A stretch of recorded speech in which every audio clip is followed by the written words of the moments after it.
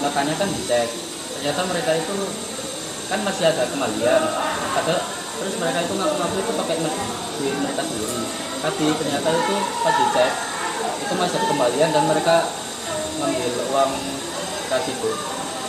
Wah.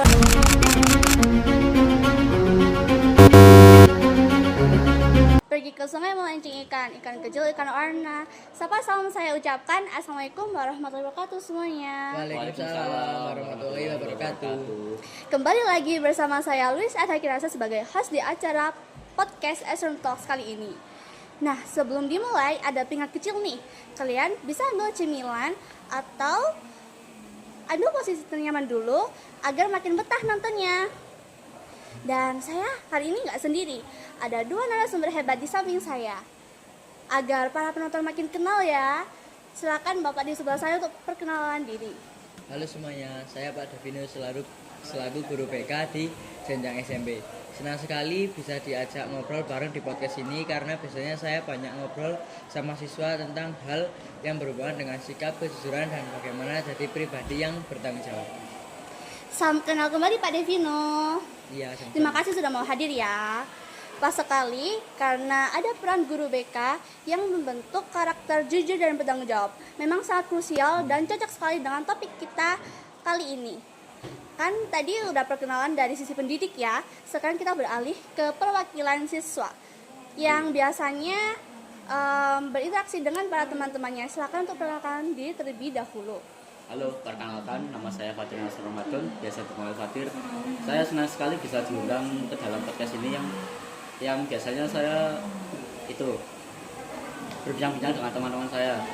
Ya mungkin di podcast ini saya bisa saja menyampaikan informasi yang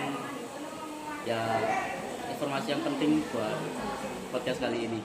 Terima kasih. Terima kasih Fatir atas perkenalannya. Kombinasi yang ideal sekali ya hari ini karena ada guru BK Pak Devino yang berperan pembentukan karakter dan juga Fatir sebagai perwakilan siswa yang tahu betul dinamika di lapangan. Para penonton pasti mungkin bingung ya, kenapa kok judul kita itu masih kecil udah jadi koruptor. Kita ini nggak ngomongin tentang korupsi uang besar-besaran, tapi kita ngomongin tentang bibit-bibitnya. Nah, Pak Devino sebagai guru yang sehari-harinya fokus dengan pembinaan karakter ya, bagaimana sih bentuk perilaku bibit-bibit korupsi ini yang sering Pak Devino lihat? Terima kasih Luis. Isu ini memang sangat penting. Korupsi itu akarnya adalah hilangnya kejujuran dan bibitnya itu ada di mana-mana. Misalnya mencontek itu korupsi kejujuran dan memasukkan tanda tangan itu korupsi data. Hal-hal kecil yang dianggap remeh di sekolah padahal bisa menumbuhkan mental koruptor di masa depan. Nah, terus kalau kondisi terkini yang Pak Devino telah amati di sekolah, apakah tadi perilaku-perilaku seperti mencontek, terus juga memasukkan data dan sebagainya, itu apakah semakin sering di sekolah ini? Kalau saya lihat akhir-akhir ini perilaku seperti itu memang semakin sering muncul. Mungkin dianggap hal kecil, tapi sebenarnya itu sudah termasuk bibit perilaku koruptif. Biasanya kejujuran, karena itulah saya dan rekan-rekan BK semakin sering melakukan bimbingan agar siswa tahu bahwa kejujuran adalah dasar dari keberhasilan. Wah, terima kasih atas penjelasannya ya Pak Devino. Memang perilaku kecil seperti tidak jujur itu sudah merupakan awal dari bibit korupsi ya. Terus kalau dari sudut pandang Fatir sebagai siswa, apakah juga semakin sering melihat perilaku-perilaku seperti itu di sekitar sekolah atau di dalam sekolah? Kalau diperhatikan lagi sih masih banyak, kayak misalnya mencontek di kelas, kayak aku mau pinjam bukunya tuh mau nyontek dikit, terus sama titik absen, terus mereka itu kayak langsung memberikan bukunya langsung gitu, kayak mereka udah menormalkan hal yang kayak gitu. Mungkin sudah. Ya, terima kasih ya Fatir. Jadi memang hal seperti itu malah sering terlihat dinormalisasikan. Padahal itu nggak wajar sekali kalau dinormalisasikan karena itu merupakan hal yang buruk. Nah, Pak Devino, apa sih masalah yang sering timbul akibat para siswa-siswi ini yang sering berperilaku seperti itu? Kalau perilaku seperti itu dibiarkan, biasanya akan menimbulkan masalah dan hal kepribadian dan kepercayaan siswa bisa jadi menjadi masalah yang sangat besar. Wah, berarti mungkin itu masalah itu sampai ke masa depan ya, Pak? Iya. Iya, padahal awalnya itu mungkin mereka itu menganggap remeh hal tersebut, tapi akhirnya itu berdampak besar karena bahkan sampai mempengaruhi masa depan mereka. Terus, kalau Fatir sendiri, apakah juga pernah melihat teman yang mungkin telah terbiasa sama perilaku itu dan dampaknya bagi mereka menurut Fatir itu apa? Ya sering sih, mereka itu awalnya cuma coba-coba tapi akhirnya keterusan. Kalau mereka nggak nyontek itu kayak nilai itu jelek, jadinya mereka itu nggak pede sama nilainya mereka sendiri, padahal nilai murni itu kataku kayak lebih bagus. Wah, iya sih ya. Padahal awalnya tuh mereka jadi coba-coba, terus mereka malah jadi terbiasa dan jadi nggak percaya diri sama kemampuan mereka sendiri. Terus Fatir kan siswa nih, pasti sering dong kayak lihat atau ya lihat sendiri secara langsung perilaku seperti itu. Boleh nih diceritain secara lebih mendetail. Nah, jadi awalnya itu kan pas saya masih kelas 6 itu saya pernah, kan ada lomba hias kelas tuh kalau nggak salah. Nah itu kan mau anak-anak cewek kan disuruh kan ada 5 itu mau beli perhiasan atau hiasan kelas gitu.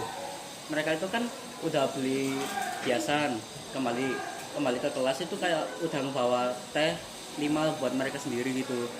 Nah kan kok pada curiga teman-teman, akhirnya kan ngetanya kan dicek, ternyata mereka itu kan masih ada kembalian, terus mereka itu ngaku-ngaku itu pakai duit mereka sendiri, tapi ternyata itu pas dicek itu masih ada kembalian dan mereka ngambil uang kas itu. Wah, udah korupsi, terus ketahuan lagi ya maunya sampai sini. Terus ada nggak nih cerita lain?